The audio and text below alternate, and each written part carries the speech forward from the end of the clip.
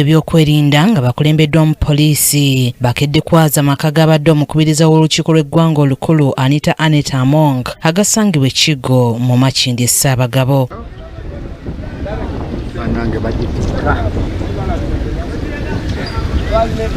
Ekkubo eriyita amaka ga Among libadde liggaddwa nga mpawo omuntu wa bulijjo akkirizibwa kuyitawo era ng'abakuumaddembe ababadde mu byambalo n'engoye eza bulijjo balabiddwako nga balawuna ekifo kyonna. Bannamawulire nabo tebakkiriziddwa kusemberera amaka gano ng'era ebibadde nga bigenda mu maaso tubirengeredde nga wala. Emmotoka bbiri ez'ebbeeyi zitikkiddwa okuva mu maka gano ne zitwalibwa ku kitebe kya poliisi e Naggulu okuli n'ey'ekika kya Rolls Royce egula obusanga era ezeeyogeza bannayuganda obwama.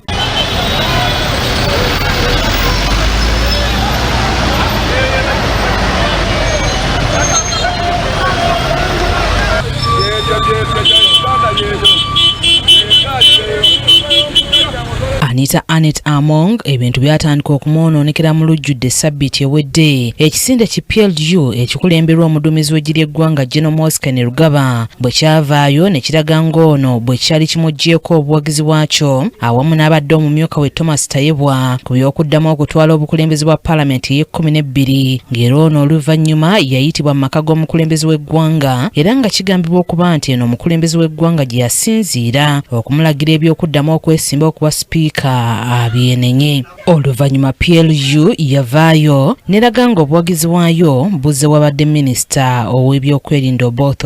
okuvaawo okunoonyereza ku Anita Among kwatandika ku bigambibwa nti abadde yeejabaatira mu nsimbi z'omuwoomusolo era nga wano amaka goona ag'enjawulo gazze gaazibwa. Ssebugenyi Joseph yakusakidde eggulire lino Crack KTV amalindirire. Byebyo nno bibaddewo olunaku olwaleero kati ku nsonga y'emu y'ekibiina ki People's Front for Freedom kivuddeyo ne kigamba nti Anita Among